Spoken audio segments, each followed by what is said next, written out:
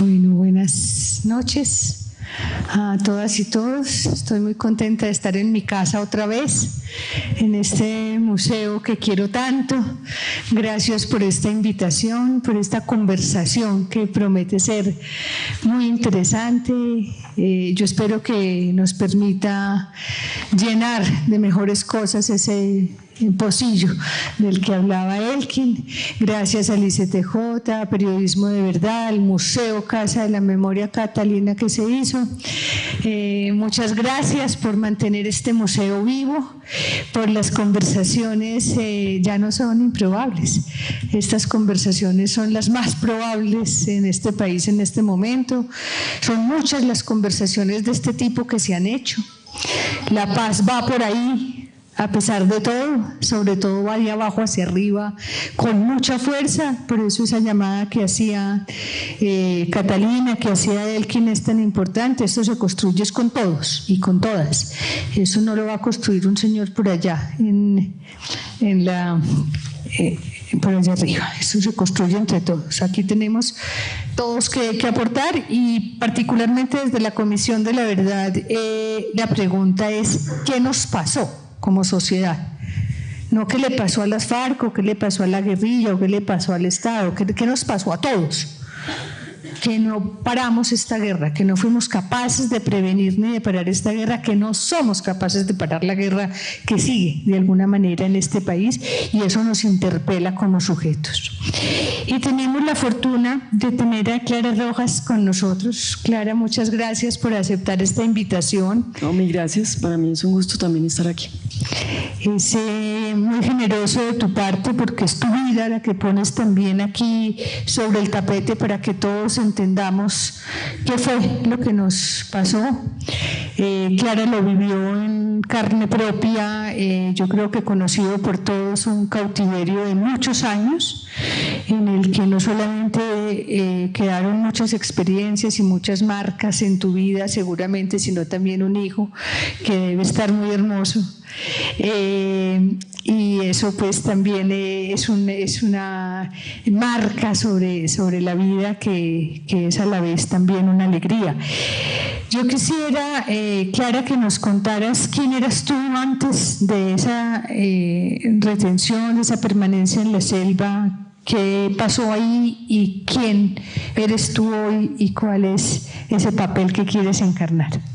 Bueno, primero que todo saludarlos a todos muy cordialmente, decirles que me siento muy emocionada de volver a Medellín. Siempre es una ciudad que me ha venido acogiendo desde el día 1, y Antioquia. Realmente cada vez que se presenta la oportunidad de venir, casi que ni lo dudo porque me encanta. De manera que mil gracias por darme también la oportunidad de compartir hoy con ustedes en esta casa de memoria, que también me habían hablado mucho de ella. Y los felicito porque sin duda han logrado con mucho esfuerzo tener este espacio. De manera que, dicho esto, pues les diría que no exagero si te diría que esta pregunta me la han hecho cientos de veces, ¿sí? En estos últimos 11 años. Y pues gracias por la pregunta, porque siempre me pone a reflexionar algún aspecto adicional. Pero diría que en términos generales, pues Clara Rojas es la misma antes y es la misma después, en la esencia. Obviamente hay una huella muy profunda, pues porque sin duda el secuestro fue una situación muy complicada. Como ustedes recordarán, pues estuve secuestrada por las FARC desde febrero del año 2002 hasta enero del año 2008, casi 8 años. De esto ya han pasado 11 años, ¿no? Entonces, pues ustedes también entenderán que, pues lo que les podría decir es que para mí hoy lo importante es el hoy. He dejado como el pasado en el pasado. Le doy gracias a Dios que me dio como esa capacidad de superarlo en su momento, ¿no? Y de tratar de enfocarme en el momento presente y en el futuro. Y yo creo que eso es, digamos, como la clave de que he podido como superar todo lo vivido, ¿no? Por supuesto que me ha tocado madurar a la brava, ¿no? Madurar, repensarme, reconstruirme, volver a intentar muchas veces, ¿no? Porque en este trasegar, pues sin duda he tenido varios embates en la vida. Pero pues eso me ha dado fortaleza, increíblemente, ¿no? Como que la he ido forjando con el paso del tiempo. Entonces, pues nada, yo diría que en la esencia son la misma. Le doy gracias a Dios que me dio la oportunidad y la capacidad y la energía de afrontar en su momento semejante prueba, porque finalmente el secuestro es una prueba de fuego, lograrla superar, lograr hoy estar en la situación como me encuentro, casi como una ciudadana normal, como cualquier otro ciudadano, con todos los desafíos que pueda tener cualquier persona en Colombia. Agradecida con la vida porque mi hijo Emanuel también ha podido adaptarse y ya es todo un joven adolescente y bueno, pues él también hoy en día tiene sus desafíos propios de cualquier adolescente. Y bueno, dentro de todo este marco, pues agradecer también en su momento a mi madre. Muchos de ustedes la recordarán. Desafortunadamente ella murió hace casi 2 años y medio, pero nos ha dejado también un legado muy grande, muy importante, muy hermoso, porque en su momento fue la persona que afrontó con tanta dignidad el secuestro de su hija, lo cual pues siempre para cualquier mamá, para cualquier papá, para cualquier familia, sin duda es una prueba muy fuerte. De manera que pues hago mención de todos y cada uno porque fueron o han sido parte de mi vida y sin duda como que todo este proceso y el hecho de salir adelante en gran parte fue por el deseo de volver a sacar a mi hijo Manuel adelante como el gran motivador, y a mi mamá que me dio siempre su amor, su cariño. Ustedes piensen que en la selva pues nadie ni contaba ni un céntimo siquiera por mi vida, de manera que mi mamá siempre mantuvo la fe de que yo estaba viva. Y yo desde aquí le sigo agradeciendo, porque si ella no hubiera conservado como esa esperanza y no se hubiera también dejado contaminar por todo ese ambiente que la rodeó en su momento, pues es posible que yo tampoco estuviera viva. De manera que, pues nada, yo hoy, a pesar de todo, me considero una mujer feliz. Feliz de estar en Colombia, feliz de haber tenido la oportunidad de volver a mi país, de vivir aquí, de darle la oportunidad a mi hijo de que eche raíces, de que entienda lo que es ser colombiano, de que disfrute un tamal, una arepa, un chocolate, unos frijoles aquí en Antioquia. En fin, como esas cosas que le permiten a uno como volver a sentir que es colombiano, que es parte de la comunidad y que puede seguir adelante. Entonces, creo que pues no me quisiera extender, simplemente decirles que en el fondo del alma sigue siendo la misma. Muchas gracias, Clara. Te oigo y veo aquí un montón de mujeres, sobre todo, también habrá hombres, víctimas que han hecho un trayecto también impresionante y que yo diría que no son ciudadanas común y corriente, ni que tú eres una ciudadana común y corriente. Yo creo que lo que han hecho es como una ciudadanía plena, han desarrollado una capacidad política muy impresionante, que es poner el dolor al servicio de todos los demás. Es no guardarse su dolor y convertir ese dolor en una lucha que nos puso de cara a la paz. Yo creo que les debemos la paz a las víctimas de este país, que dijeron más duro que nadie, basta ya. Eso no fue pues propiamente una generosidad del gobierno ni de los grupos armados, creo yo, sino en esencia una presión social. Hoy estábamos en una ONG y yo dije que en la Comisión de la Verdad uno de los compromisos es reconocer el dolor de las víctimas, pero sobre todo a las víctimas como sujetos políticos. Primero, es primera vez que una Comisión de la Verdad dice eso, pero la persona me dijo, ¿qué es eso de sujeto político?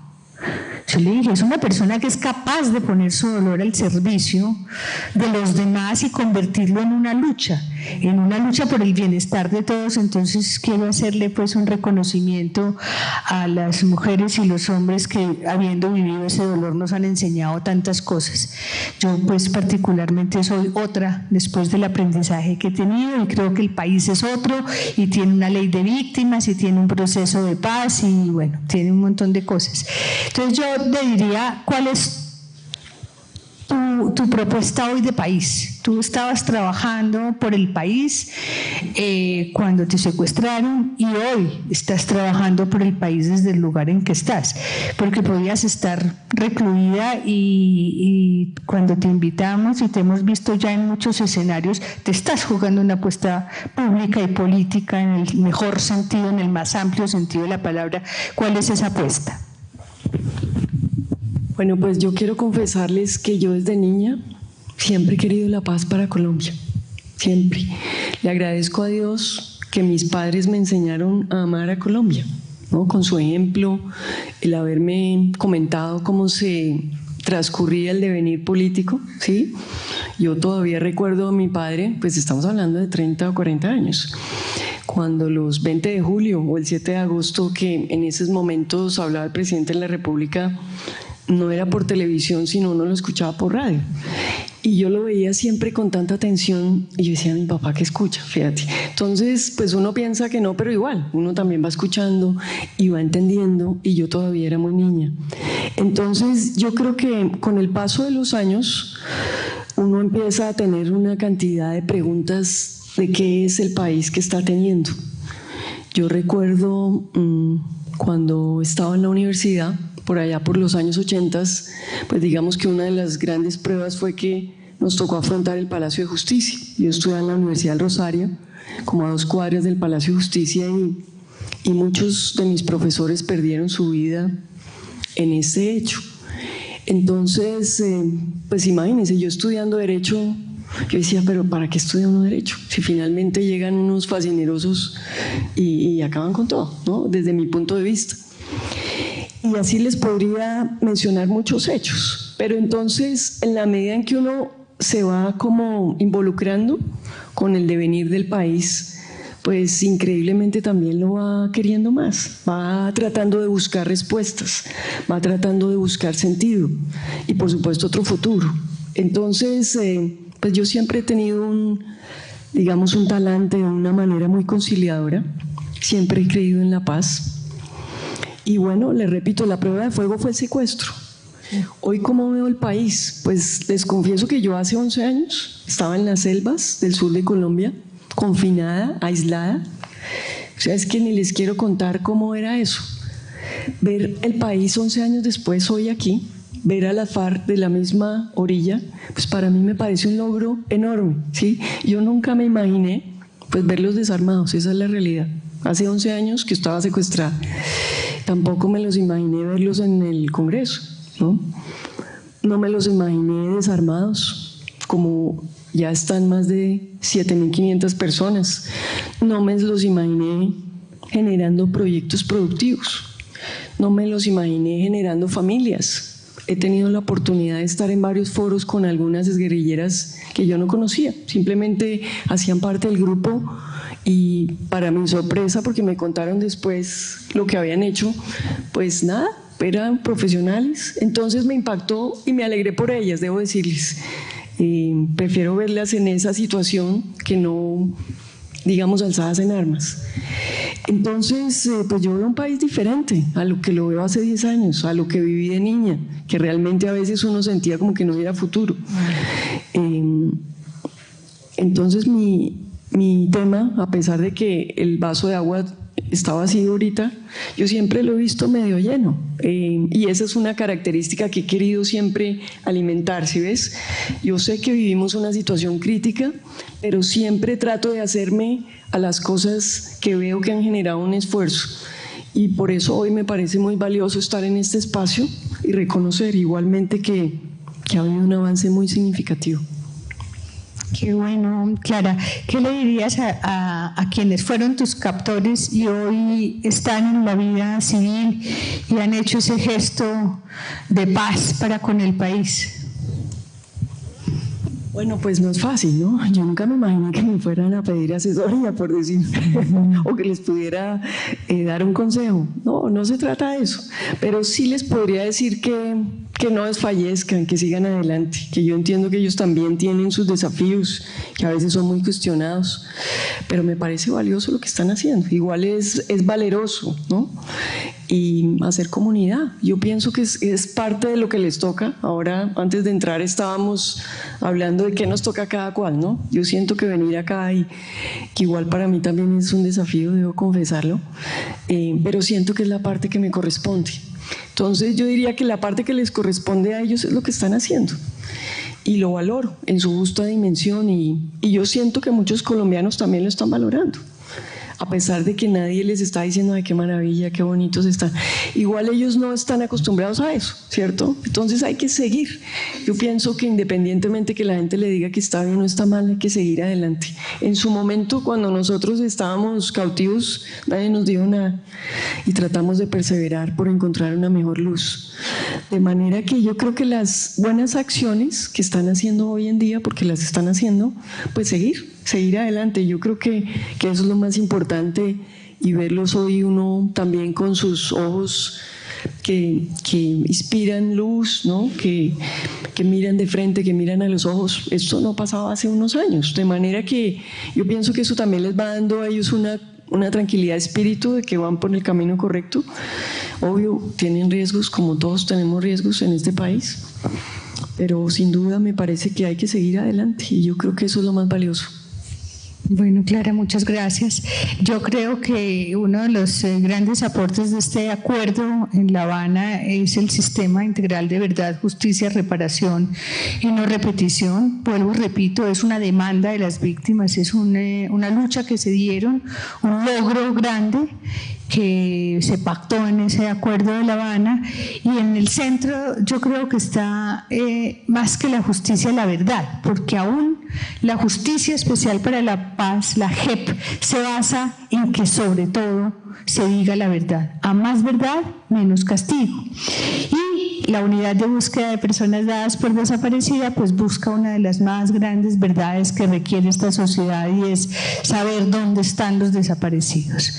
Y la Comisión de la Verdad pues tiene la tarea de que esa verdad sea una verdad, no una verdad judicial, no una verdad individual, sino una verdad pública que le sirva al país para salir de esta tragedia humanitaria en la que hemos estado por tanto tiempo, una tragedia que está muy anclada, creo yo, también en la cultura y que hay hay que encontrarle las razones para poder resolverlas. En esa tarea estamos.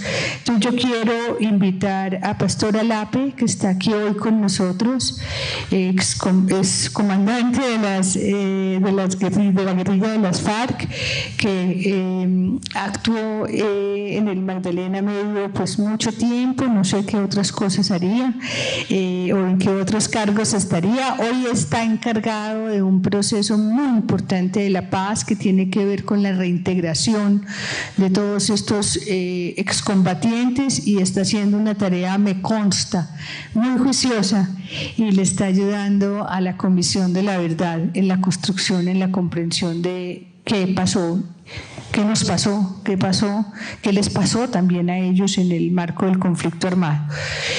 Y está con nosotros Iván Roberto Duque, que fue comandante político, comisario político de las autodefensas en el Magdalena Medio, del Bloque Central Bolívar. También actuó como comisario político y líder de las autodefensas mucho tiempo en el Magdalena Medio, o sea, ellos dos estuvieron confrontados directamente en esta guerra, y Iván Roberto pues ha sido fundamentalmente como el líder político, fue el líder político de las autodefensas, pero hoy también está del lado de la paz y hoy también está ayudándonos a construir, a comprender cada uno desde su orilla, cada uno desde su lugar. Como decía Clara, aquí cada uno tiene que poner lo que le corresponde desde su lugar, ayudarnos a comprender desde su lugar sin tener que despojarse de sus ideologías, qué fue lo que nos pasó y cómo podemos aprender a vivir en paz. Bienvenidos Iván Roberto y Pastor, gracias por estar aquí. Yo quisiera iniciar preguntándole a cada uno cuál es el lugar que ocupan hoy después de haber pasado por la guerra. ¿Cuál es el lugar que quieren ocupar en la sociedad? ¿Cuál es la apuesta que tienen hoy después de haber pasado por la guerra? Clara, le pasas el... Mi saludo y agradecimiento a todas, a todos los que vienen a acompañarnos en este proceso de seguir tejiendo el sueño de una Colombia en paz. Y inmensamente emocionado de estar aquí con Clara, de poder manifestarle públicamente con toda sinceridad mi deseo de que algún día pueda sanar completamente de todo el dolor que le causamos y pueda perdonarnos.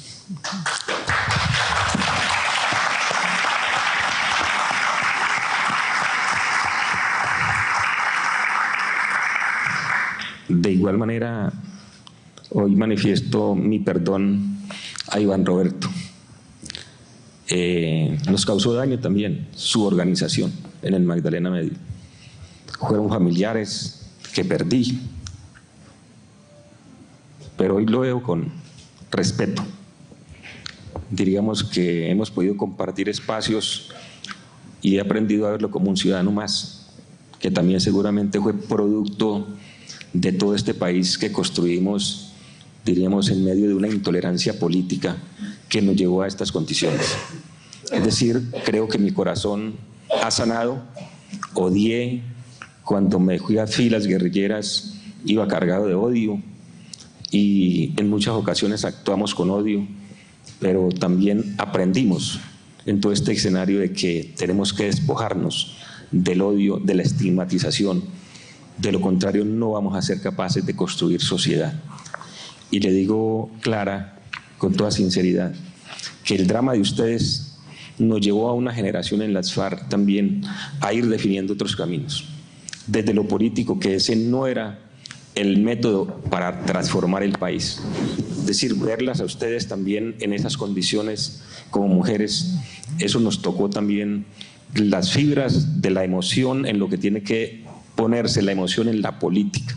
De igual manera como hechos de Bojayá, nunca nos fuimos a empuñar un arma para agredir a nuestra propia gente.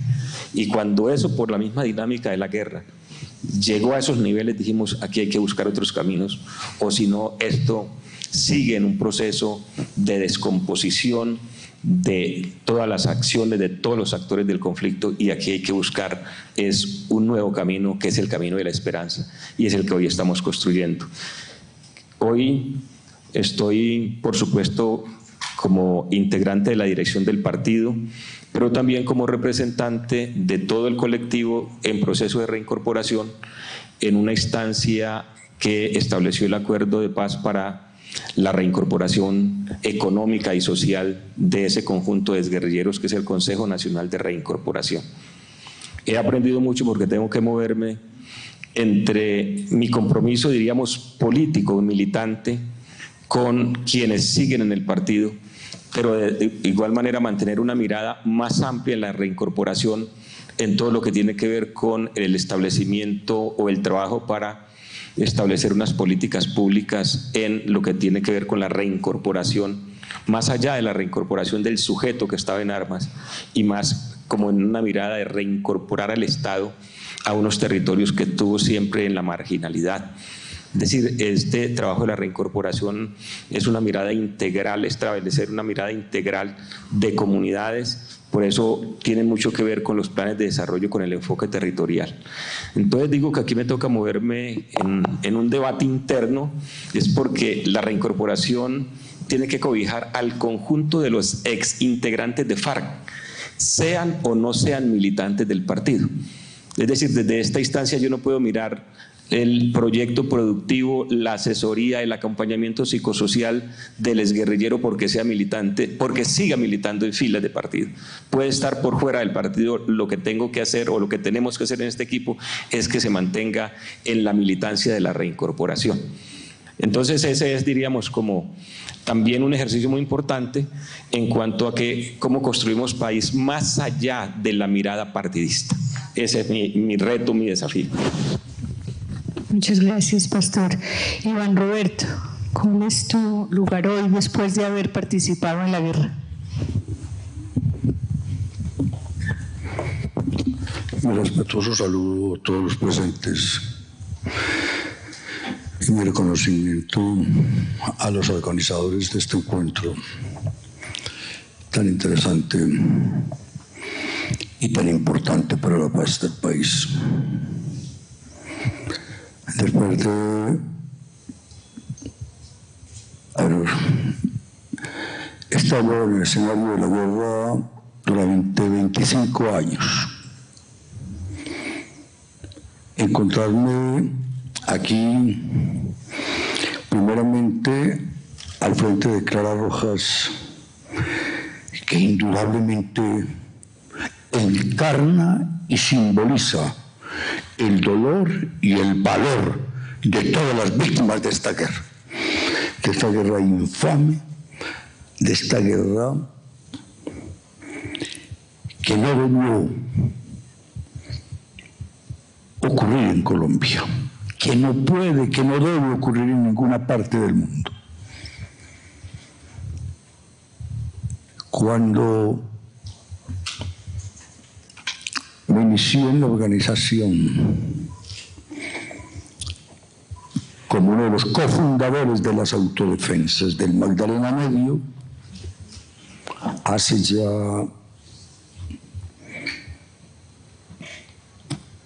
casi 40 años. Para ese entonces Pastor era pero un hombre muy joven, como yo también lo era. Y tuvimos oportunidad de enfrentar sus ejércitos y los nuestros en esos territorios del Magdalena Medio, pero jamás me imaginé estar enfrente de usted aquí. Porque, lo he dicho siempre, Colombia es un país de 1.138.000 kilómetros cuadrados. Y a pesar de esa considerable extensión, usted y yo, pastor, no cabíamos al mismo tiempo en este país. O eran ustedes o éramos nosotros. Sin embargo, el milagro de la paz hace posible que aquí en este recinto, que será de 70 o 80 metros cuadrados, si podemos caber usted y yo. Ese es el milagro de la paz. Y de eso nos ocupamos hoy. Con la mayor humildad, Lucía, en encuentros similares a este, siempre he expresado a nombre de todas las autodefensas que fueron un tercer actor en la guerra, en el conflicto armado colombiano, mi sentimiento de contrición y mi sincero sentimiento cristiano de perdón a todas las víctimas, las de las guerrillas y las de las autodefensas. Porque está claro que en la guerra irregular, esta que vivió el país durante 60 años, las dos tragedias más grandes de esta guerra lo son, primero, que la mayor parte de las víctimas son víctimas inocentes. Pastor, usted y yo, que estuvimos tantos años en la guerra, tenemos que afirmar una realidad. Los jefes nos morimos de viejos. En la guerra irregular, en esta confrontación, en esta debacle que vivió el país durante estos años, se murió en una inmensa mayoría gente inocente. Esa es una tragedia terrible. Y la segunda tragedia, que también es la primera, la vinculación de los menores a la guerra. La guerra irregular ocupa mucha mano de obra de un menor. Convencer a un muchacho de 15 años a la guerra es mucho más fácil que convencer a un tipo de 25 años. Muchacho de 15 años se pone un camuflado y se tercia un fusil y se atraviesa una canana y lo primero que hace es tomarse una fotografía para mandársela a la novia. Casi que para el joven de 14, 15, 16 años el camuflado es una prenda viril, es una prenda de virilidad. Por eso la guerra está llena de menores de edad. Y por eso nuestro empeño ahora en la paz, para que nunca más en Colombia tenga lugar esta tragedia, esta página dolorosa de la historia, de una vez se doble y que iniciemos un proceso de reconciliación y de concordia en un país que si ha presentado grandes deficiencias el Estado, es un país que tiene una gran nación. Por la vida y por la paz estamos aquí.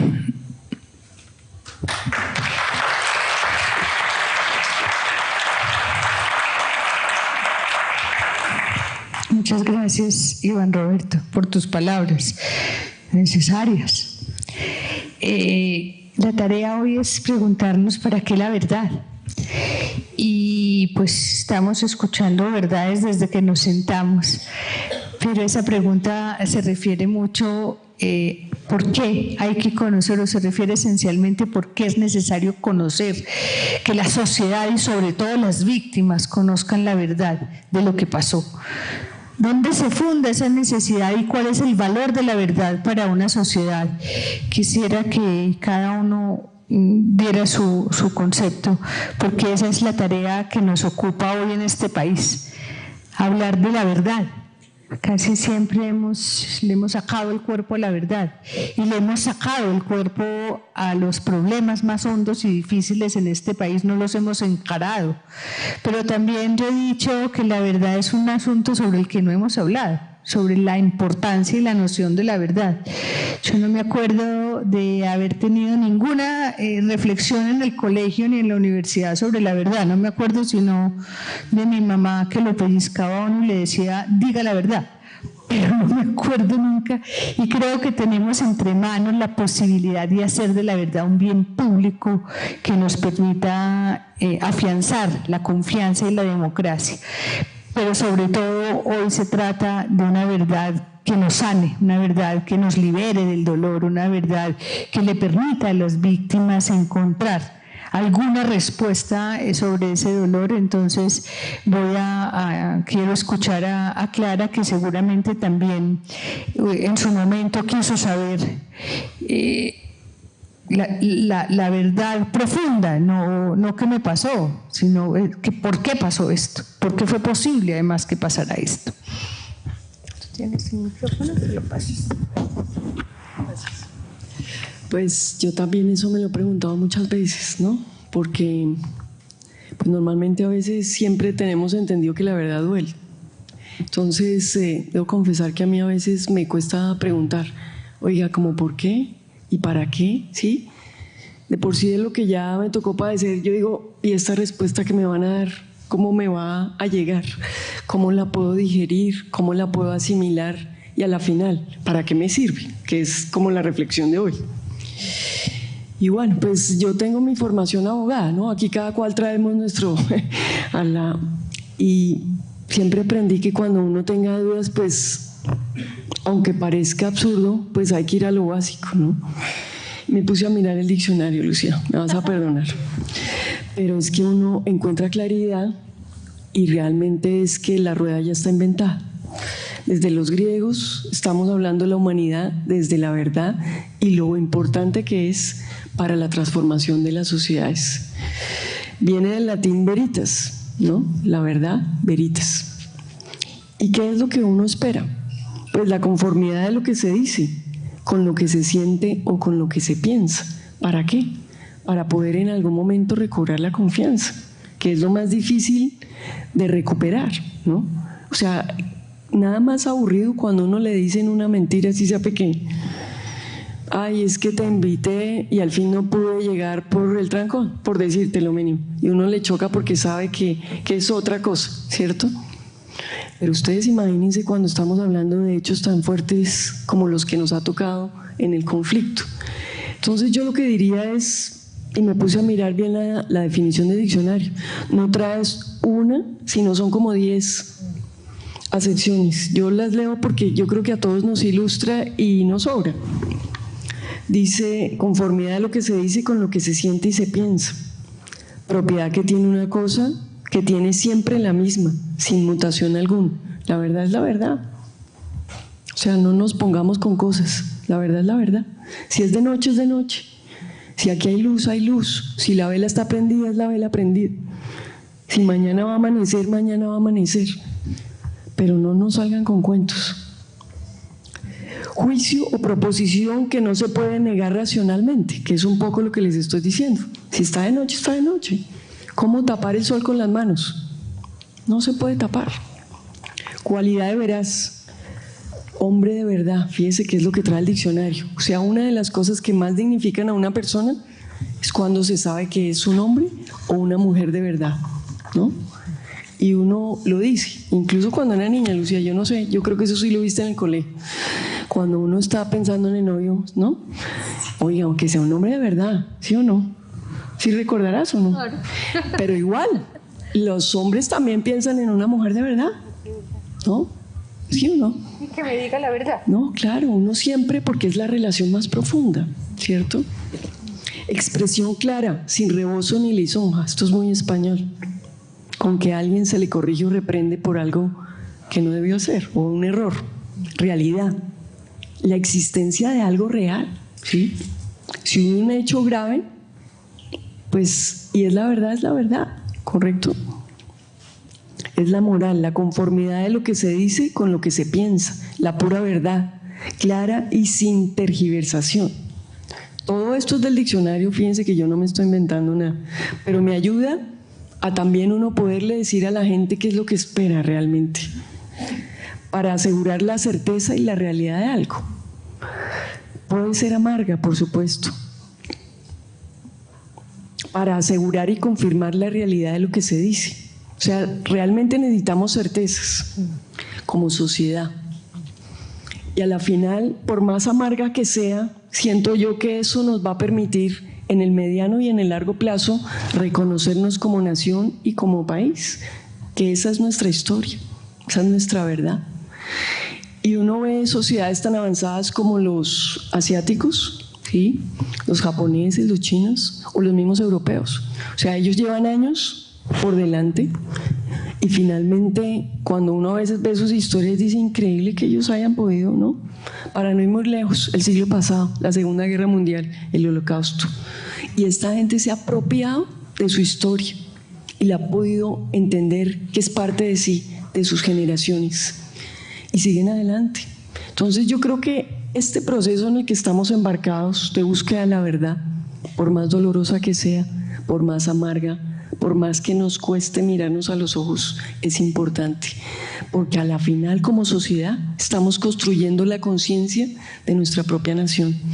Y el día que tengamos eso, si hoy estamos volando como país, a pesar de las dificultades, pues ustedes imagínense cómo podremos avanzar. ¿Por qué? Porque yo siento que en el mediano y largo plazo, pues vamos a lograr esa cohesión social que finalmente nos va a permitir convivir, ¿no? De eso creo yo que es lo que se trata. Gracias, Clara. Me acuerdas pues uno ve los países que no han sido capaces de encarar la verdad, se quedan entrampados, ¿no?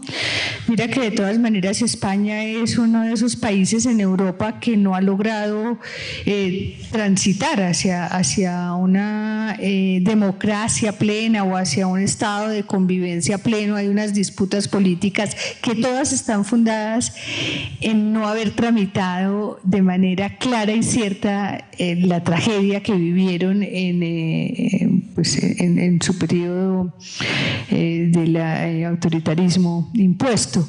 En Argentina y en Chile en algún momento intentaron cierre, basta ya y cuenta nueva, y tuvieron que devolverse porque se queda ahí una cosa enquistada, que yendo pues a los cuentos cotidianos, como es más claro entenderlo también, y retomando los ejemplos de Clara, es cuando uno sabe que el novio no le está diciendo la verdad, eso es muy maluco, uno está muy aburrido, y cuando le dice la verdad, así sea dolorosa, uno se sana. Y te voy a agregar algo, si me permite.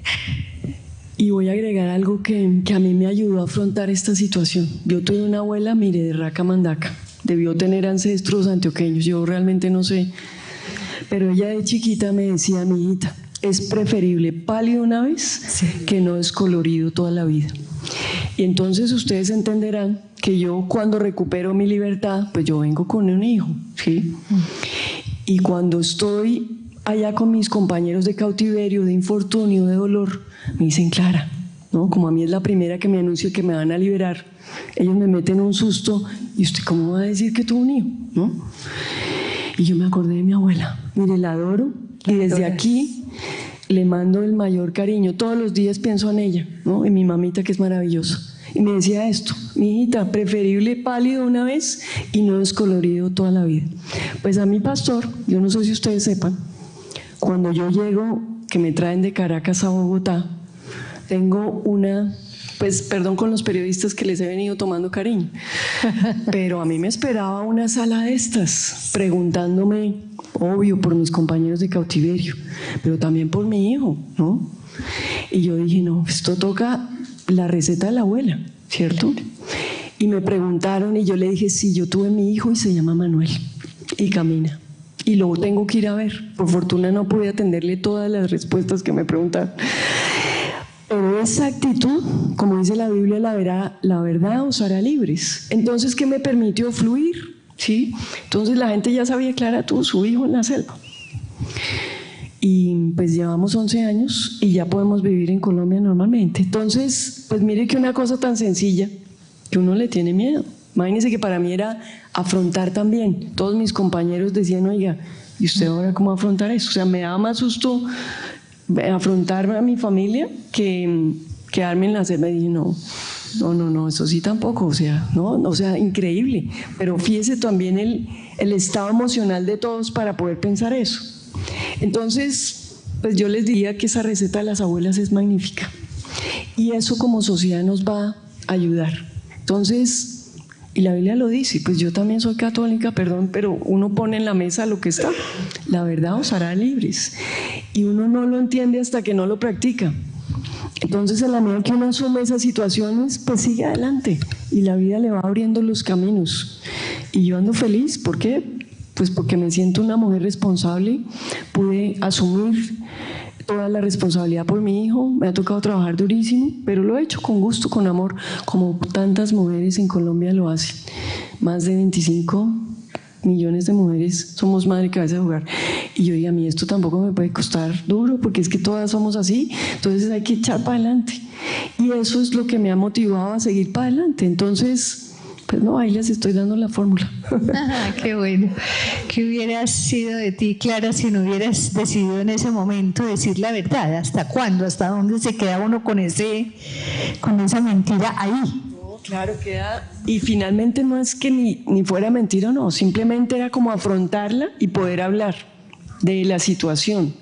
En cuántas cosas en la vida cotidiana uno a veces no dice porque siente que la persona que está ahí o le puede doler o no le puede gustar, pero pues hay que afrontarlo, finalmente. Es increíble que yo llegara con tanta fuerza, o sea, quería tanto recobrar mi libertad, quería tanto volver a estar con mi familia, volver a abrazar a mi mamita, volver a comer rico, ¿no? Porque en la selva, muy mal, ¿cierto? Entonces, yo creo que todas esas motivaciones, volver a abrazar a mi hijito, ¿sí? Todo eso me movió a que yo digo, oiga, yo asumo esto, echamos para adelante. Y mire que 11 años después, pues estoy en esta situación. Si yo no pudiera presentar resultados, pues no estaría aquí, ¿cierto? Pero por fortuna de Dios, pues también tengo que agradecer que hemos tenido mucho apoyo de la familia, de los amigos. Aquí en Medellín también tengo muchos amigos. En el momento que me liberaron, varios empresarios se acercaron a mí, me quisieron ayudar. O sea, si yo no hubiera tenido esa ayuda para poder escribir mi libro, que igual se los pongo otra vez en la mesa, pues tal vez no hubiera podido, digamos, tener la tranquilidad para poder sentarme 6 meses a escribir un libro. Este libro fue bestseller mundial, pues de eso viví como 5 años, pero pude salir adelante. Entonces, pues yo le sigo dando gracias a la vida, ¿no? Incluso hoy, fíjense. Qué bueno, Clara, muchas gracias, es una enseñanza muy hermosa. Yo siento que para los excombatientes llegar a la verdad es un proceso duro también, largo, doloroso. No solamente decírsela a las víctimas, al país, sino a sí mismos. Como reconocer las faltas o las fallas y los dolores que se causaron, pues es un proceso largo, porque de todas maneras hay un sentimiento heroico también en la guerra que se esgrime. Entonces yo quisiera preguntar a estos excombatientes que hoy están resueltos a ayudar a construirnos una verdad para el país, ¿cómo ha sido ese proceso? ¿En qué van? ¿Y por qué creen que sea importante hacerlo?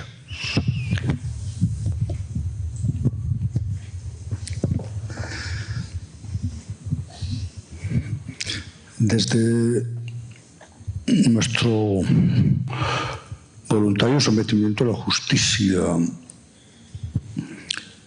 en el año 2006, tras 4 años de negociaciones con el gobierno nacional,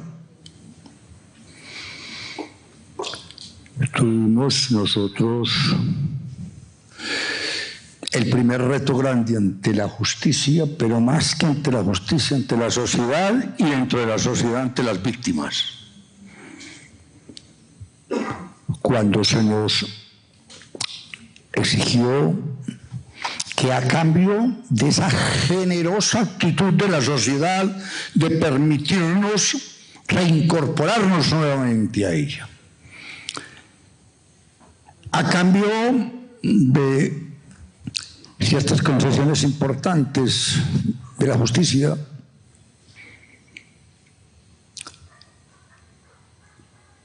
las víctimas esperaban que les dijéramos la verdad. Y fue un proceso terriblemente complejo. Nosotros estamos acostumbrados a decir verdades, pero verdades acomodadas a nuestros intereses en la guerra. Y cuando se está en la guerra, difícilmente se puede decir la verdad. Fácilmente se puede mentir. Porque no hay un sentimiento que pueda impulsar al combatiente, al militante, a decir a decirle la verdad a una víctima sobre lo que puede haber pasado con un ser querido.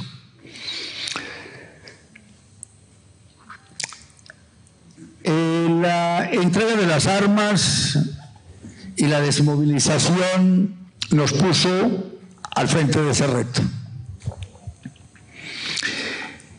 Y fue fácil empezar a decir la verdad ante fiscales, magistrados, pero cuando nos tocó, así como en un auditorio similar a este, sentarnos enfrente de 400 o 500 víctimas en Barranca Bermeja, en el Catatumbo, en el Paramillo, en el sur del país, es decir, en todo el territorio nacional. Fue muy difícil. Yo confieso que fue la primera vez que sentí un temor cerval. Yo no sé si ese temor obedecía a la expectativa de que me señalaran las víctimas en medio de su razonable dolor, o sencillamente un temor de pronto hijo de mi propia cobardía para asumir ese tema de la verdad. Y entonces, sentados enfrente de las víctimas,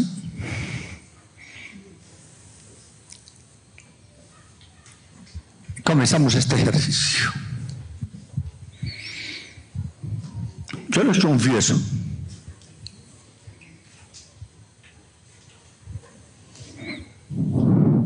lloré muchas veces. Lloré de dolor. Lloré porque sentí que mi equivocado camino, que mi opción por la violencia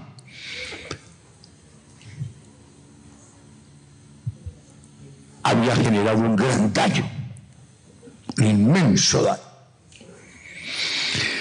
Pero más que eso, las lágrimas que corrieron por mi rostro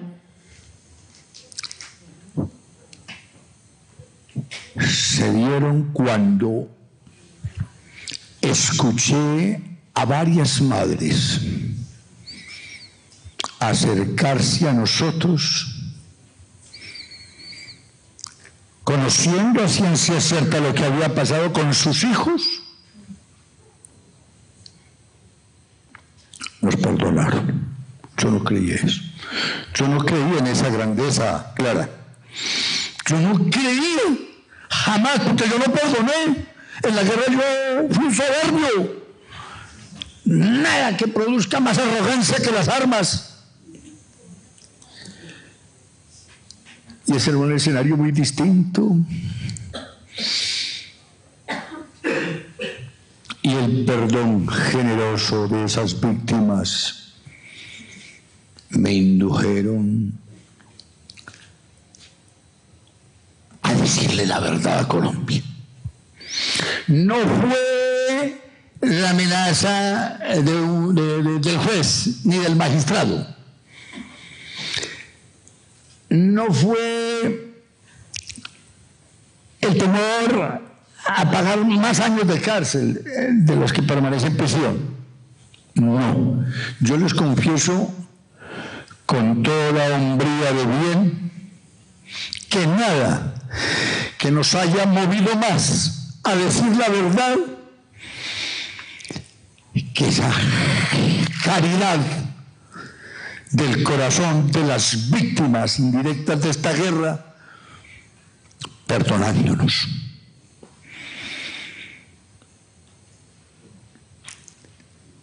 He considerado siempre que la verdad es un principio reparador por excelencia. Que mientras una madre no conozca qué pasó con su hijo desaparecido, esa madre llorará la pérdida de su hijo hasta su propia muerte, la muerte de esa mamá.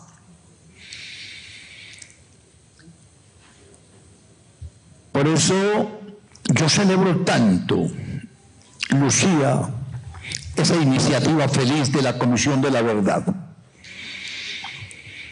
Y a quienes son víctimas y que están aquí en esta sala,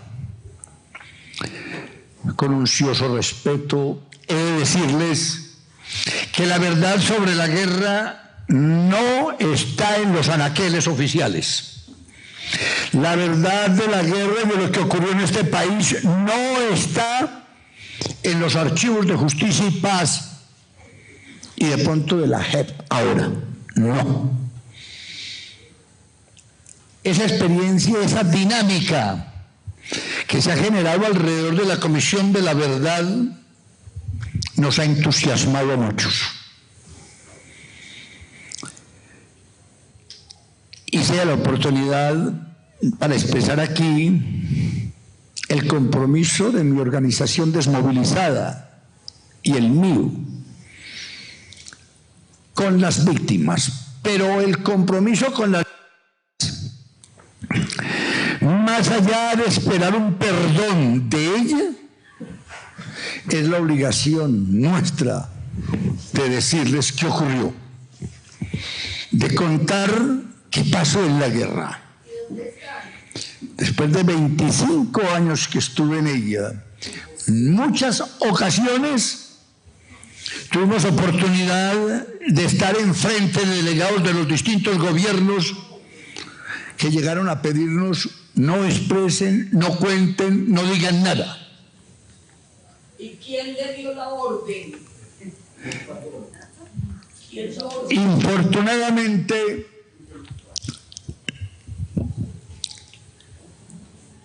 la guerra que vivió el país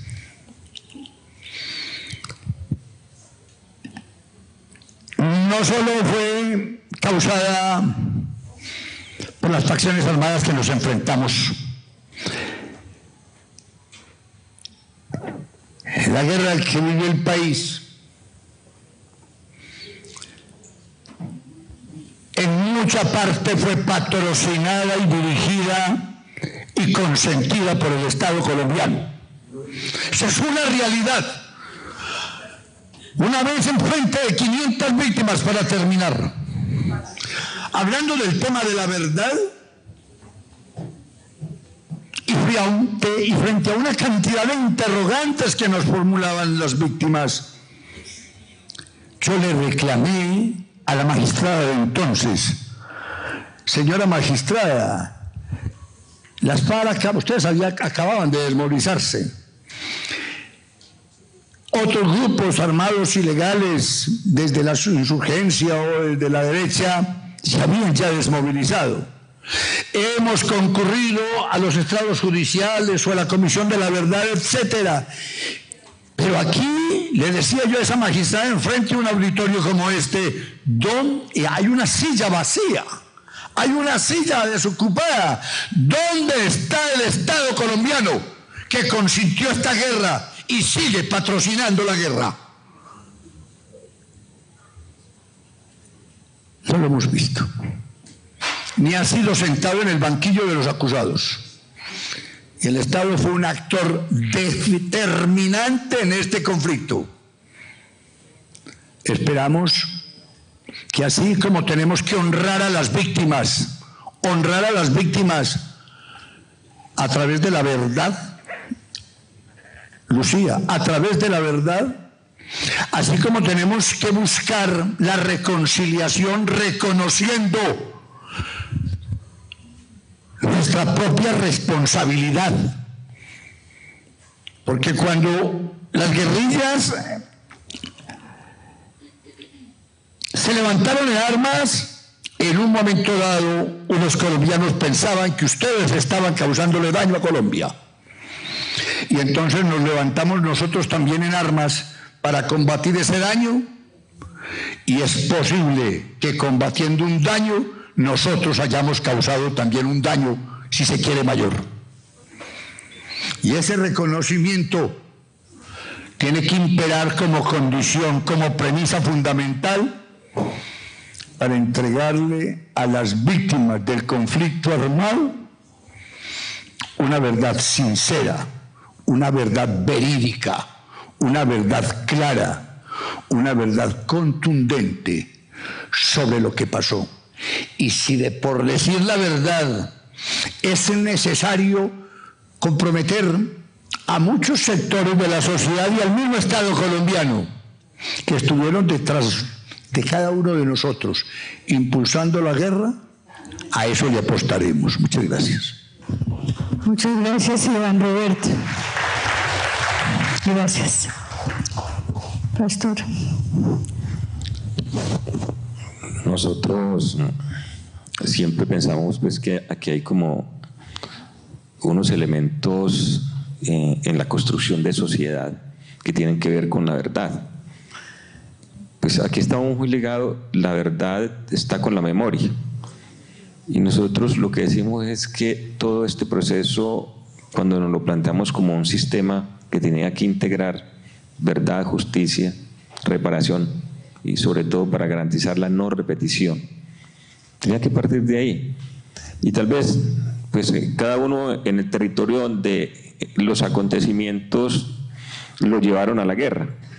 Pues seguramente aquí en este territorio en que crecimos en medio de esa violencia, pues seguramente hay puntos para entrar a la verdad, puntos de referencia, que yo diría, por ejemplo, Pablo Emilio Guarín, Henry Pérez, Gonzalo Jesús Pérez, Gentil Cañón, Josué Cabanzo, Jaime Nevado, Darío Arango, José Romaña Mena, Nicolás Maecha.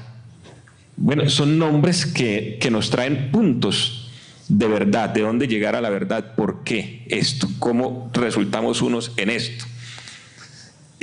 Farullanine Díaz, y así sucesivamente vamos encontrando unos puntos que nos toca entrar a construir la verdad, diría yo, desde también un compromiso ético. Y por eso creo que construir esa visión, ese compromiso de verdad en esta sociedad tan fraccionada es también un proceso. Y es un proceso en el que implica establecer un camino hacia una cultura de paz que pueda establecer un sujeto político que reclame derechos, que exija derechos y por supuesto que también los ejecute para poder construir democracia.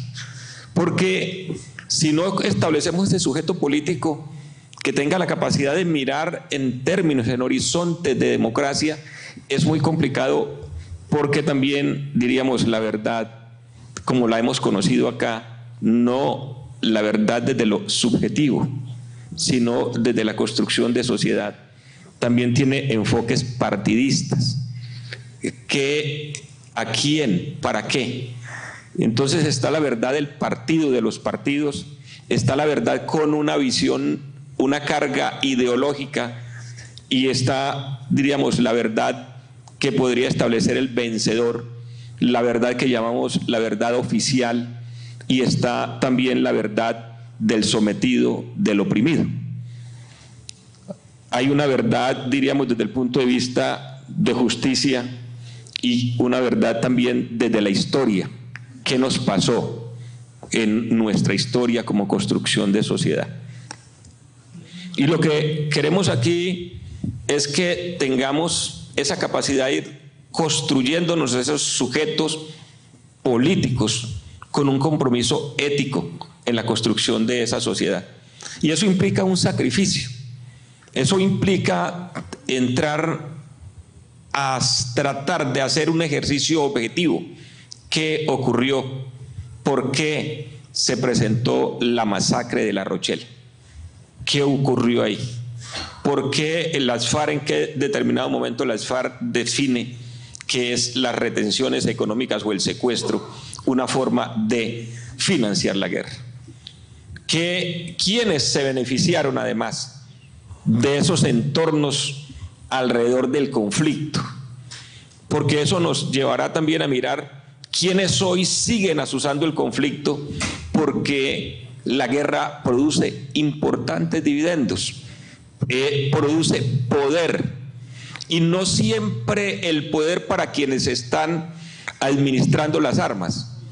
Normalmente los ejércitos responden a una concepción política. Es decir, todavía la visión que estableció Clausewitz frente a la guerra no ha cambiado. La tecnología y todo, pero la guerra sigue siendo la extensión de la política a través de medios violentos. Y entonces, en definitiva, quienes se benefician son pues los intereses políticos en la guerra. Eso hace que la construcción de verdad tenga que estar direccionada a la construcción de sociedad, a la construcción de nación. ¿Qué ha ocurrido aquí? Y ese ¿qué ha ocurrido? Implica que se tenga que escuchar no solamente a los actores o a los victimarios, sino también a las víctimas, también además a quienes estuvieron en otras actividades que tendríamos que tratar de definirlos, si fueron también parte de los victimarios porque se beneficiaron como segundos del conflicto. Entonces, aquí es determinante encontrar esa verdad que se tiene que construir desde el más humilde hasta quien tiene capacidad de liderazgo o de poder en los territorios. Esta verdad tiene que construirse desde abajo hasta llegar a lo académico. Esa es, diríamos, como nuestra visión. ¿Para qué es esa verdad? Para podernos encontrar como sociedad, encontrarnos en la diferencia, porque aquí vamos a encontrarnos en eso. Cuando yo manifiesto aquí que perdoné, que sané mis heridas, se lo manifesté a Julián Bolívar. Julián Bolívar fue tal vez el último que me asesinó un hermano. Estamos en esos gestionando buscar, porque fue asesinado y desaparecido. Estamos buscando los restos de mi hermano. En esas condiciones dice uno, ¿pero por qué? ¿Qué ocurrió aquí? Porque en la guerra, después de que se desata, vienen otros intereses y otros se benefician de la guerra sin estar participando directamente en el conflicto. Y esto lo alimenta, lo nutre la coyuntura histórica en la política. Normalmente cada escenario, cada momento político genera, sobre todo en nuestro país, con esa cultura del odio, de la estigmatización y de la acción violenta para hacer la política. Ese es tal vez el reto de la verdad. En esto de que, ¿para qué la verdad? Para encontrarnos como sociedad. De alguna manera decir, no todos somos santos. Todos tenemos nuestros pecados como sociedad. Y aquí, por supuesto, tiene que partir o concluir un compromiso. Tenemos que construir Estado, un Estado moderno, un Estado democrático, un Estado que esté en condiciones de podernos garantizar que vamos a crecer como sociedad. Ese es, diríamos, ¿para qué es la verdad? Para construir sociedad. Muchas gracias. Muchas gracias, Pastor. No sé si puedas contestar por las FARC. Las FARC-EP construyendo una verdad frente al país ahora desmovilizados, o tú, ¿cuál es la decisión? Es decir, ¿qué decisión hay? No solamente la decisión de la sociedad o la decisión del Estado o la decisión política de construir una verdad, sino la decisión de las FARC. ¿Es cuál? O la tuya, si no puedes contestar por las FARC. No, la decisión de las FARC desde que establecimos el sistema fue porque dijimos, aquí nos vamos a enfrentar a contar la verdad. Es decir, y a contarnos dónde están nuestros desaparecidos. Llevamos 2 años en esa espera. Entonces sería bueno que ya empezáramos a decir dónde está la Protección Civil que en un momento dado ustedes nos sacaron de nuestras casas? Por supuesto que esa es la tarea en la que estamos. Hay una comisión que se llama la Comisión de Búsqueda de Personas Dadas por Desaparecidas y de igual manera estamos en esa gestión para aclarar caso por caso, porque esa es la verdad.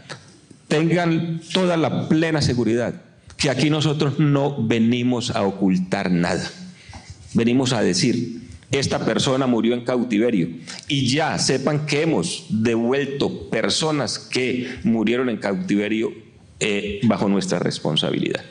Esa es una actividad que hemos venido haciendo. Eso no está registrado en los medios porque hay un compromiso con las víctimas y un compromiso de que cada familia es la que define.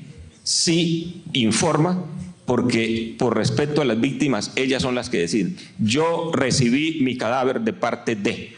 Y hay otras realidades. Hay mucha gente que dice: yo guardo en silencio, recibo los restos de mi ser querido y me quedo en silencio. Porque aquí hay fenómenos complejos también en los temas de enriquecimiento, de todo lo que implicó el conflicto, pero todo eso es lo que estamos dispuestos a contar. Y es lo que hemos venido construyendo con la Comisión de la Verdad. Venimos en unos ejercicios, por supuesto que eso no está en los medios contándole. La semana pasada estuvimos en Barranca Bermeja con la comisionada Lucía González, o la Mona le decíamos aquí. Con todos estábamos en cada proceso haciendo ese ejercicio. Entonces está esa disposición y está ese compromiso político y moral con las víctimas. Estamos trabajando en el oriente antioqueño, ahí tenemos un proceso de actividades para lo que tiene que ver con nuestra responsabilidad. Son acciones que estamos desarrollando en Colombia. Por supuesto, no ha sido fácil. Cuando entramos ya al tema concreto, digamos operativo, ahí tenemos las dificultades porque hay que traer un compañero que conoce para decir algo y está hoy en el río Jiguamiandó, allá en el municipio de Murindó, y el compañero es el que sabe sobre un hecho que ocurrió en San Rafael, Antioquia. Mover ese compañero de Jiguamiandó aquí a Medellín y después ir a San Rafael, eso reclama unos recursos, y esos recursos pues nos toca gestionarlos. Pero no le pidieron declaración de renta cuando desaparecieron a la persona. No tiene que ver con plata. Otra parte de la población que ahorita estamos esperando garantías del Estado. Sí. Bueno, vamos a cerrar hasta aquí la conversación y hacer las preguntas que se han venido recogiendo para que las podamos tramitar. Yo creo que la unidad de búsqueda de personas dadas por desaparecidas tendrá que tener los recursos para ayudar a que esto sea posible, y a eso también la sociedad civil tiene que seguir contribuyendo porque el Estado está el gobierno un poco reacio frente al tema, de modo que ahí sí. Y los paramilitares tienen la deuda con nosotros porque dijeron la verdad a su acomodo. La prensa la presentó a su acomodo y el país y el Estado la presentaron a su peor acomodo. Y la verdad no se puede quedar en quien disparó, en quien utilizó la motosierra. Ese es el ejecutor. Y me disculpan que me ponga de ejemplo. El responsable de lo que pasó con mi esposo, el ingeniero civil Julián Emilio Cataño Carmona, fue Odebrecht. El ejecutor, las autodefensas campesinas de Magdalena Medio, el victimario, y el ejecutor Roque Izaza. Y de nada me ha servido los 40 años que le dieron de cárcel. Me sana más. A mí no me importa ese señor haya metido 40 años. Dígame por qué. Si no debe recibir el cuerpo porque lo picaron con una motosierra. Dígame por qué. Eso me sanaría mi alma. Muy bien, muchas gracias. Hay otra verdad que está muy guardada y que fue muy grande y fue la verdad que consignaron las autodefensas o paramilitares en la fiscalía. Y esa verdad sigue allá guardada y de esa verdad también se ha perdido mucha información. También hay que reclamarle al Estado por esa información. Vamos a leer las preguntas, Cata, ¿las lees tú? Bueno, porfa.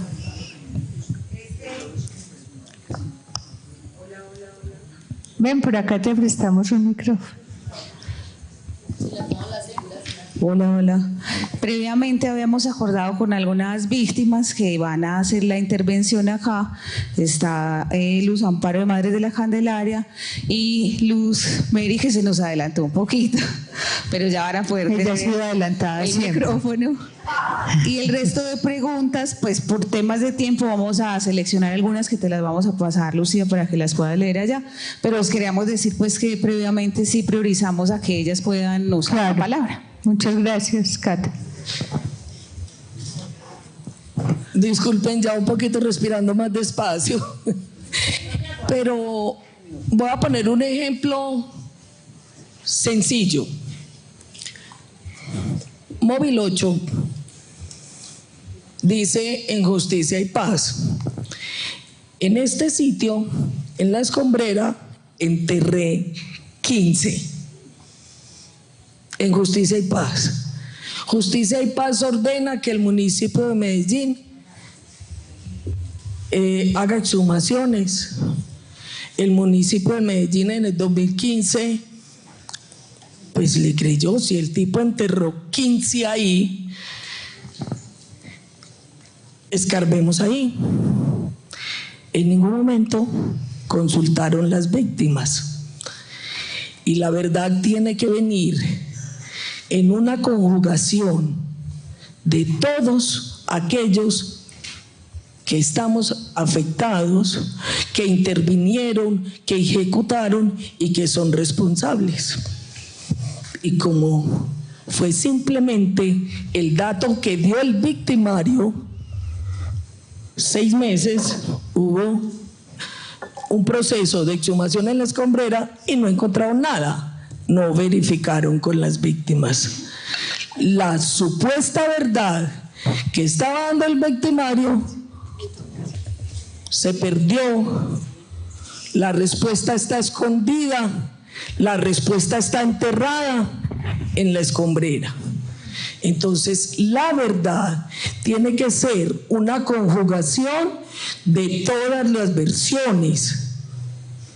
La verdad no es una verdad pragmática. Lo picaron y lo tiraron al río. La verdad implica quién, por qué, para qué y quién dio la orden. Gracias, disculpen.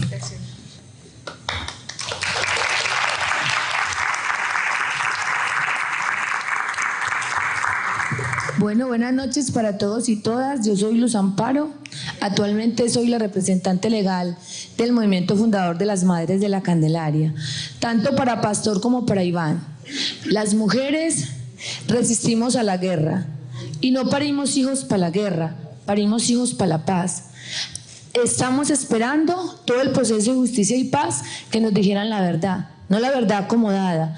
Esta ciudad, como todo el país, está buscando a sus desaparecidos y nos ha tocado a las mujeres reconstruir la historia. Y es muy duro saber que acá en Medellín, Diego Fernando Murillo utilizaba su horno crematorio para desaparecernos, utilizaba las escombreras para enterrar nuestros seres queridos. Fue muy duro saber que empezamos el proceso de justicia y paz en las audiencias y nos dijeron la verdad a medias. Hoy vienes acá a decirnos y que estamos comprometidos, que estamos comprometidos en decirle a este país la verdad.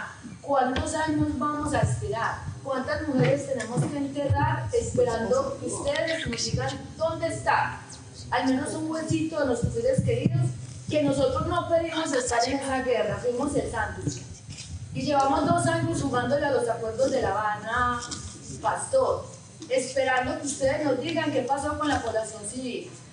Y en el caso de nosotros, Colombia se convirtió en el ícono de la población civil secuestrada.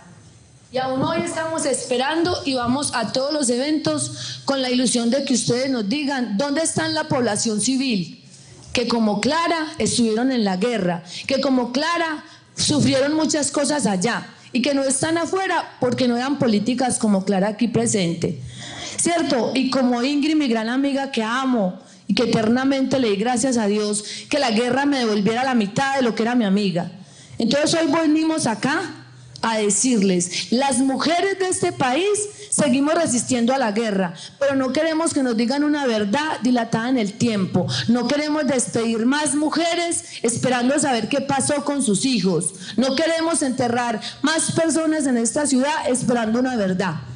No queremos que usted nos siga dilatando que tenemos una comisión, que estamos en Oriente. Queremos que nos digan en un tiempo determinado dónde está la población civil de esta ciudad que ustedes secuestraron, dónde están los uniformados que aún siguen en esa lista de secuestrados, porque le jugamos al acuerdo. Quizás no estamos en el centro como debería ser, pastor, pero ya llevamos 2 años. 2 años que resistimos, y si el gobierno atenta contra el acuerdo de La Habana, salimos a marchar, salimos a gritar, salimos a defender. Hoy estamos cansados de que nos maten y nos asesinen niños en esta ciudad, de que en todo el país nos maten defensores, de esa ola de perder indígenas. Y entonces, ¿hasta cuándo? Y Clara, ¿cuánto nos vas a ayudar para que las mamás, como tu mamá que hoy está en presencia de Dios, sepan qué pasó con sus hijas que como tú estuvieron secuestradas en la guerra?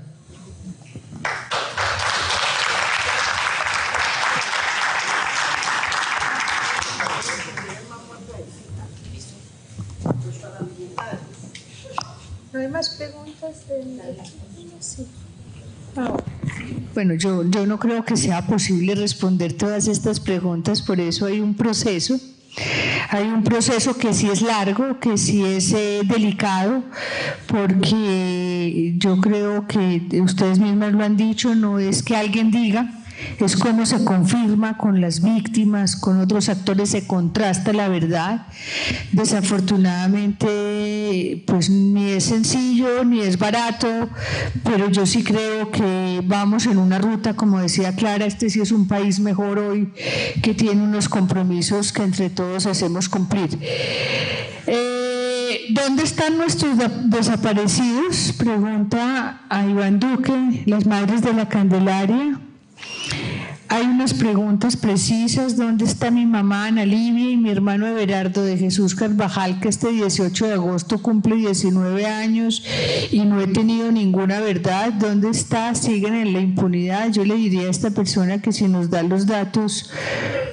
Bueno, ustedes tienen. Hola, ¿cómo estás? Claro, pero eso ya está registrado y está en las búsquedas, y si tienen alguno de ellos tiene algún dato, creen que tenga algún dato preciso, ahora les preguntamos. Los días y en todos los eventos vamos a preguntar. Sí, claro. Por parte del grupo paramilitar no hemos tenido la verdad. ¿De qué verdad habla? Esperamos por parte de las FARC qué pasó con los niños y jóvenes reclutados y desaparecidos. Se puede hablar de verdad y esperarla en un país que representa tantos intereses.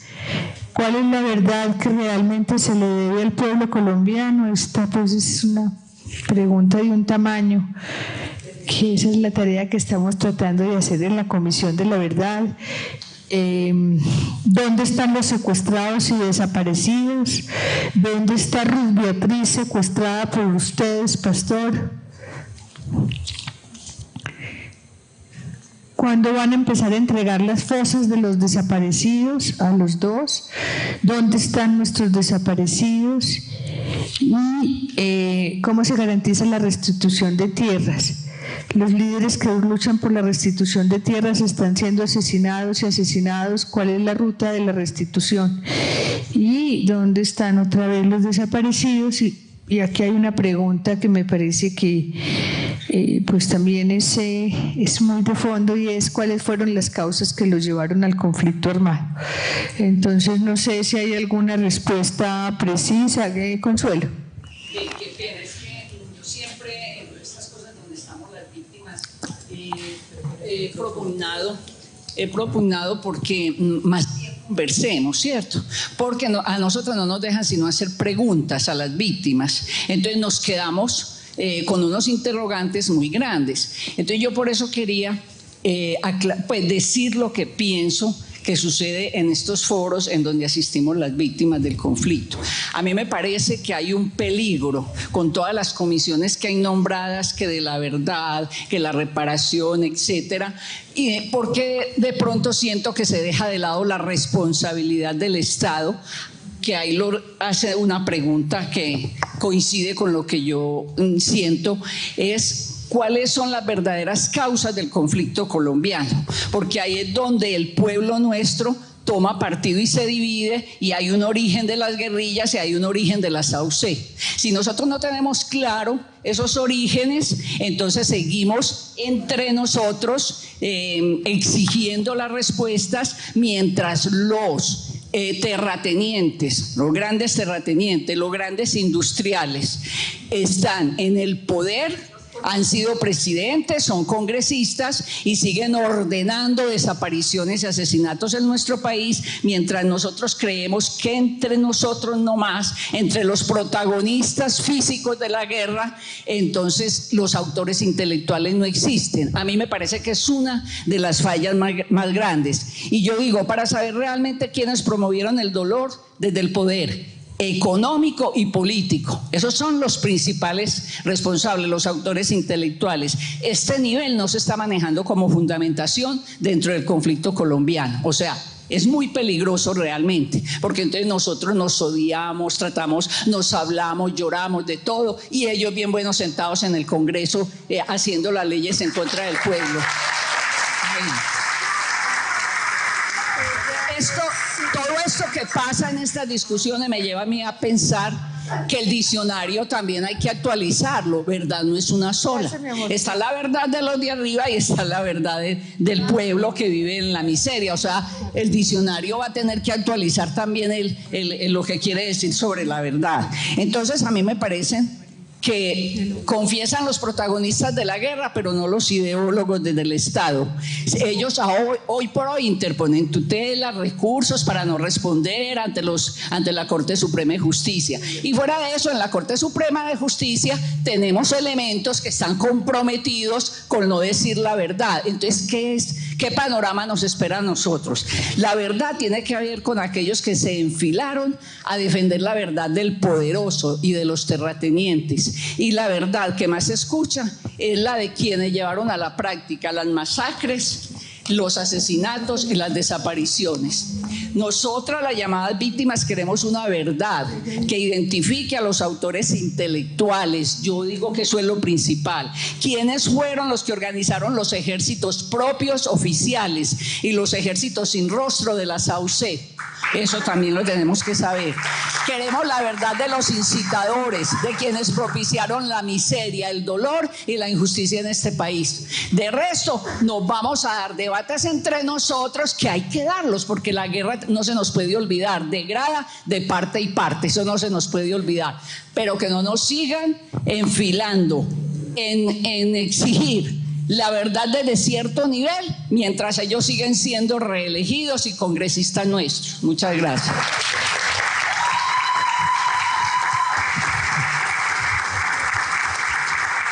Vamos a darte una participación muy cortica, porque tenemos aquí muchas preguntas dentro de las reglas del juego y además tenemos que salir del auditorio pronto. Sí, cortica. Iván Roberto. Iván Duque, y es que nosotros también cargamos una duda. Yo fui trabajador de Cementos Cairo Argos. Fui trabajador de Cairo Argos ahora por 36 años. Y al lado mío, sindicalista desde luego, al lado mío, por ahí 50 compañeros asesinaron. 50. Las autodefensas del señor Castaño estaban en un corregimientico que se llama Damasco, que era muy bello, pero que se lo tomaron las autodefensas, pues, que usted representaba allá. Yo pregunto, como usted ya dice una verdad, que el Estado fue uno de los promotores criminales, personifiquemos ese Estado, de ese momento. ¿Quién eran los gobernantes? No, yo no voy a decir quién, si era tal gobernador, si era tal. Y esa sí es una verdad para nosotros. Para mí, que me duele mucho tener que hacer un recorrido de camaradas que caían, yo quedé cojo corriendo, por eso no me encontraron. Entonces esa es la preguntita, que nos digan siquiera, porque los gerentes de Cairo, que todavía siguen cometiendo atrocidades, este 31 cierran a Cementos Cairo y ellos en las bolsas de cemento cargadas, digamos, hasta de dólares y todo, amarradas con las tripitas secas de nuestros compañeros, porque en el Cairo hubo una masacre también que todavía no sabemos quién la hizo. El ejército fue el que disparó, pero nosotros, como decía Facundo Cabral, la culpa no es de los cerdos, sino de quien los alimenta. ¿Quién pagó? Y así, crímenes de los sindicalistas. Y para las víctimas del 23 de febrero, que sus hijas o sus nietas están todas prostituidas porque Cementos Cairo nunca pagó, pero para decir cerró, y para que vean ustedes lo que es una empresa y que se duele de la niñez y de todo eso. Nosotros en duras luchas habíamos conquistado piscina, campamento, una cancha de fútbol que hasta nacional una fue. Y como ya se vienen este 31, se vinieron, o yo no sé qué, cogieron el bulldozer y le echaron lodo a la piscina, arrastraron la casa de fútbol, el campamento que podía haber sido una capilla o algo así, porque allá jugaban nuestros campesinos. Entonces pregunten ustedes si podrán ser los criminales, porque nosotros no éramos enemigos del criminal Castaño. Muy bien, muchas gracias. Yo quiero decir una cosa como parte del Sistema Integral de Verdad, Justicia y Reparación. El interés en el Acuerdo de La Habana al crear este sistema y al firmar el acuerdo, Pastor me dice si es así, fue realmente dar una respuesta a lo que está diciendo Consuelo, a lo que estás diciendo tú, que te llamas ¿cómo? No. Emilio, a lo que está diciendo Consuelo y lo que está diciendo Emilio, es decir, aquí la pregunta en este momento, sobre todo de la historia, es ¿por qué fue posible que esto sucediera? Tenemos mucho más claro quiénes hicieron los daños directos, pero lo que no tenemos claro es qué fue lo que hizo posible que esta guerra se alimentara de lado y lado, y esa es una tarea que se propuso en el Acuerdo de La Habana del sistema, por eso incluyó a todos los actores. No era un acuerdo para que las FARC dijeran la verdad, era un acuerdo para que tres partes, el Estado, los grupos armados y los terceros. En los terceros están los políticos, los empresarios. Estos lograron salirse. Ya no queda sino la posibilidad de que los logremos convencer a que hagan alguna declaración voluntaria en la Comisión de la Verdad, pero de todas maneras hay mucha verdad, es decir, vamos a recoger también la verdad de las víctimas, que también tienen una verdad sobre los terceros, y esperamos que el Estado, particularmente la fuerza pública e instituciones del Estado, logremos que hagan algún reconocimiento, y en esa tarea tenemos que estar vigilantes todos, porque no podemos salir otra vez solamente sobre los hechos victimizantes, que son muy importantes, que no van a perder importancia en este sistema, pero la pregunta es, va más allá, porque en la otra hemos avanzado. Entonces quería dejarle la palabra a Pastor muy breve, porque cerramos, a contestar estas preguntas, y darle la palabra a Iván para que cierre y para que conteste, y Clara que haga una reflexioncita final. Breve para que podamos ir cerrando. A ver, el sistema integral se establece efectivamente para que sean unos tribunales quienes se encarguen de poder clarificar todas estas situaciones generadas por el conflicto. No establecimos un mecanismo de sentarnos víctima con víctima, porque eso sería imposible en cuanto a nuestra responsabilidad. Por eso entonces la pelea de alguna manera hoy en términos de poder mantener la implementación del acuerdo es que se sostenga el sistema, el sistema integral. Ustedes se han dado cuenta que los embates para desmontar el sistema han sido grandes por sectores políticos y económicos que no están interesados en que funcione. Ni que funcione la justicia para la paz, ni que funcione el proceso de encontrar la verdad, ni tampoco que funcione de manera plena todo lo que tiene que ver con el proceso de búsqueda de las personas dadas por desaparecidas. Ustedes saben que ahora el plan de desarrollo no invirtió recursos para esto, que los recursos para el funcionamiento de la JEP fueron restringidos. Es decir, que tenemos unas situaciones complejas, pero esas situaciones complejas tenemos que lucharlas en términos de ciudadanos. Es decir, yo invito a las víctimas a que sigan dando esa pelea.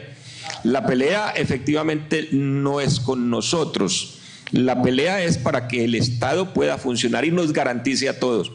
Nosotros tenemos esa responsabilidad. Lo que no podemos es pararnos fuera de los mecanismos a contar o decir cosas que no van a poderse construir en términos de la política pública, lo que tiene que ver con el proceso de sanarnos las heridas y de encontrar la verdad. Entonces, por eso aquí lo importante es defender el sistema como tal, defender a la JEP en su funcionamiento, defender a la Comisión de la Verdad y defender a la unidad de búsqueda de personas dadas por desaparecidas y defender la implementación del acuerdo. Si mantenemos eso, lo logramos. No podemos repetir lo que se dio en Justicia y Paz, que todavía están ahí sin encontrarse en verdades, porque eso se va extendiendo. ¿Qué es lo que se plantea en la JEP? Pues que vamos primero que todo a reconocer la responsabilidad política de manera colectiva, los casos emblemáticos, y de igual manera entramos después a mirar todas estas verdades que hay que establecer frente al llamado reclutamiento de menores, a la participación de las mujeres en el conflicto, sobre los secuestrados. Todo esto hay que esclarecerlo caso a caso, porque yo creo que también se han venido esclareciendo que todos los secuestros no están bajo responsabilidad de la insurgencia, que hubo actores estatales que hicieron una serie de actividades de secuestros y que decían que era la insurgencia armada. Entonces, todos esos son elementos que hay que clarificar y para eso es el mecanismo. Entonces, aquí lo esencial es defender esas instancias establecidas en el acuerdo.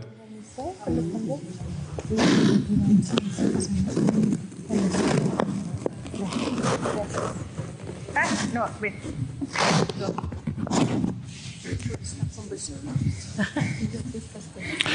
¿Cuánto quisiera uno dar una respuesta satisfactoria a ese permanente interrogar de las víctimas sobre lo que ocurrió con sus seres queridos?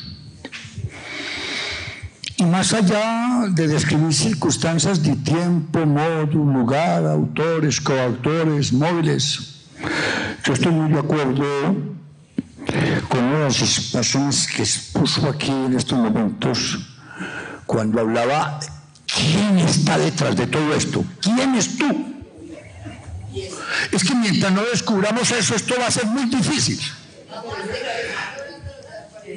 Yo les confieso, esta fue una organización de 17.000 hombres armados.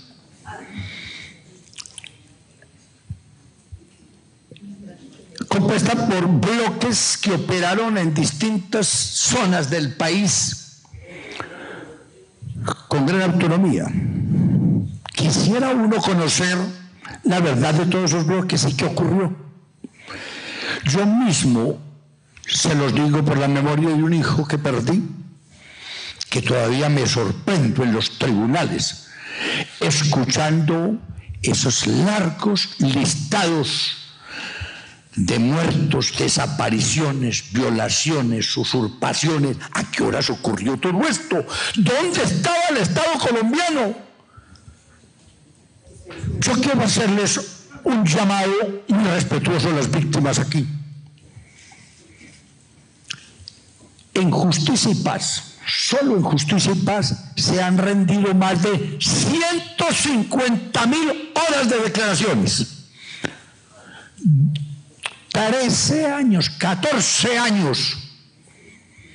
Y todavía nos están escuchando. Pagamos lo que la ley determinó que pagáramos de pena privativa de la libertad y seguimos concurriendo a los tribunales. Yo personalmente he tenido 18 fiscales distintos y a cada uno hay que decirle lo mismo y repetirle lo mismo.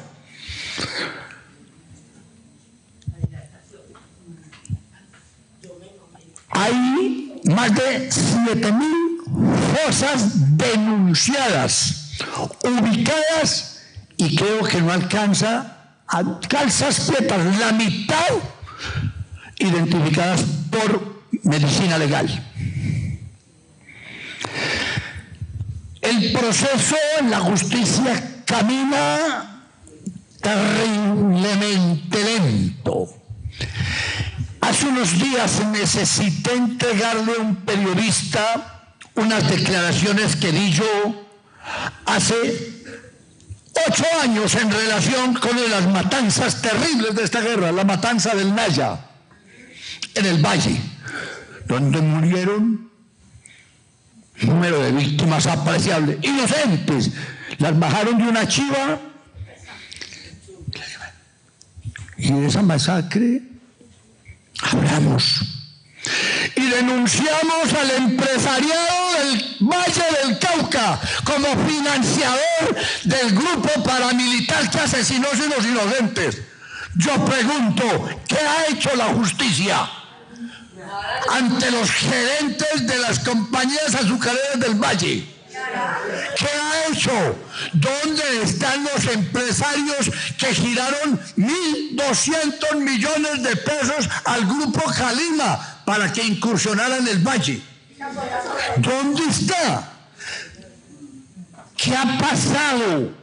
Y pedíamos nosotros esas declaraciones y se perdió el cassette, el CD. ¡Por Dios! Nos hemos encontrado en declaraciones, en diligencias judiciales, donde nos piden, por ejemplo, ¿qué pasó? Para mencionar ahora la matanza de La Rochela, por ejemplo. Y la respuesta asombra.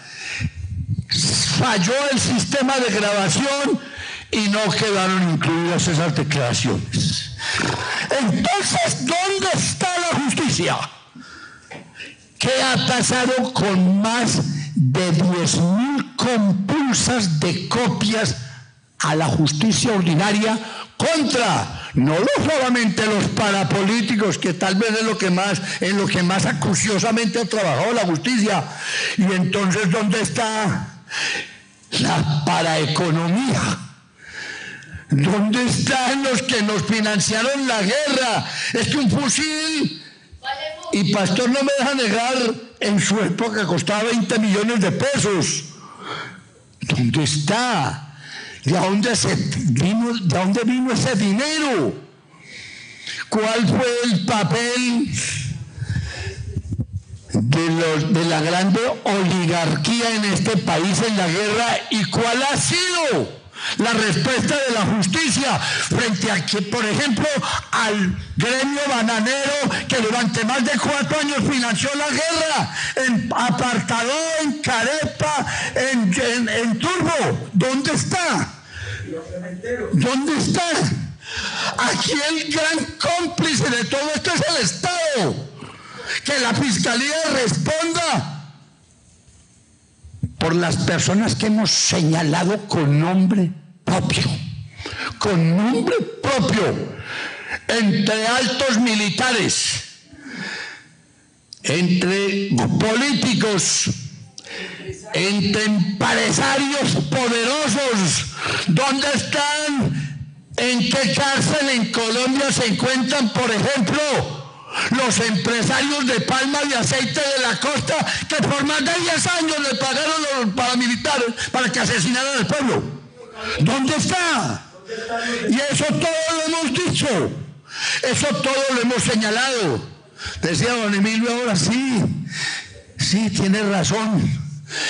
También los fusiles de la guerra apuntaron contra el sindicalismo colombiano. Pero esa iniciativa no era de los grupos de autodefensa. Esa iniciativa venía de atrás. A ver quiénes dieron esas órdenes. ¿Para qué? Son múltiples las denuncias y yo le solicito, por ejemplo, a un grupo tan importante en la lucha por los derechos de las víctimas, las madres de la Candelaria, aquí presentes. Yo les solicito que es llegada la hora, de que ustedes exijan dónde están las copias contra los que hemos denunciado de los gremios económicos financiadores de esta guerra. Eso está en Justicia y Paz, pero eso está guardado, eso está escondido.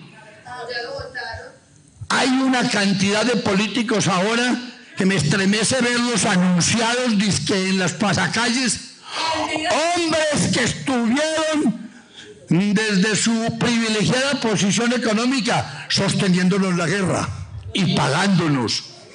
¿Dónde está? Entonces, yo creo que de la mano de las víctimas es necesario iniciar, doctora Lucía, una ofensiva grande para que esa verdad no se vaya a quedar en los anaqueles oficiales, para que la justicia de una vez responda frente a las denuncias que hemos hecho. Hace 3 años y medio se moría en una cama repleto de atenciones médicas el señor Víctor Carranza, el esmeraldero aquel, al que denunciamos con nombre propio. ¿Cuáles crímenes había cometido? ¿Cuáles asesinatos había ordenado el señor Carranza? Y finalmente, ¿qué ocurrió? La respuesta sencilla: se murió el señor Carranza y hoy por hoy todas sus inmensas riquezas se la parte su familia. 0 para las víctimas. Muchas gracias. Gracias, Iván Roberto. Vamos a cerrar con unas palabras de Clara, agradeciéndoles de antemano a Iván y a Pastor, y muy especialmente a Clara su presencia, y de nuevo a ustedes por estar aquí y por hacer parte de esta lucha por construir la verdad y la paz. Bueno, pues muchas gracias. Yo realmente, pues siempre me impactan mucho este tipo de reuniones por todo el ambiente y la situación que se presenta. Pero mi querida amiga de las Madres de la Candelaria, sepa que si estoy aquí es porque estoy con ustedes. Cualquier cosa que puedan necesitar, usted sabe que cuentan conmigo. Quiera Dios que pronto puedan encontrar esa verdad que necesitan y que igualmente pues puedan tener respuesta a todas sus necesidades. Yo veo que nuestro compañero sindicalista se fue, Manuel. Ospina, ¿qué se hizo? Emilio Ospina. A mí me parece que él nos ha mandado como un mensaje muy importante. Yo creo que no se trata de estar señalando que de manera general, ¿no?, que los empresarios, que los políticos, eso toca con nombre propio, porque si no, no avanzamos. Sí, entonces es una invitación aquí a los presentes, es como hechos puntuales. ¿Qué pasó? ¿Dónde pasó? ¿Quiénes fueron? Porque si no seguimos como en la especulación, la idea sí es avanzar. Y sobre la reflexión que nos presenta Consuelo sobre el tema del Estado, pues finalmente yo creo que es abrir estos espacios para que representantes pues del Estado, aunque yo sé que Lucía, la Comisión de la Verdad pues es creada de manera estatal para que haga esta labor, pero yo lo que les diría es el ponqué toca comérselo a pedacitos, ¿cierto? Y aprovechar los que están aquí para que hagan sus relatos mientras vamos como un rompecabezas haciendo parte de todos los que sabemos que hacen falta para completar el relato, pensaría yo, ¿no? Como una sugerencia, porque si no también desaprovechamos la magnífica oportunidad de tenerlos aquí para que ellos también expresen lo que tienen. Nada, yo creo que un camino largo siempre empieza como el primer paso. Lucía, pues ahora me recordaba que ella fue la fundadora de esta magnífica Casa de Memoria, con gran esfuerzo, casi que con las uñas, empezaron, hoy tienen este espacio que es magnífico, y yo sé que en muchos espacios en Colombia hay espacios semejantes. Entonces, pues nada, este es un largo camino que entre todos pues vamos a ir construyendo y no podemos desfallecer desde ninguna de las orillas donde estemos. Entonces, pues no, mil gracias a ustedes por habernos invitado. Para mí de nuevo es un gusto estar aquí en Medellín, en Antioquia, estar con todos ustedes y mil gracias también que me han tenido en cuenta. Muchas gracias. Quiero decirles que las fundadoras de este museo fueron las víctimas, se lo exigieron en la alcaldía y yo pues estuve aquí desde los inicios, pero fueron ellas las que insistieron y persistieron, y gracias de nuevo por estar aquí y no desfallezcamos, Pastor y Iván, en esta construcción. Muchas gracias.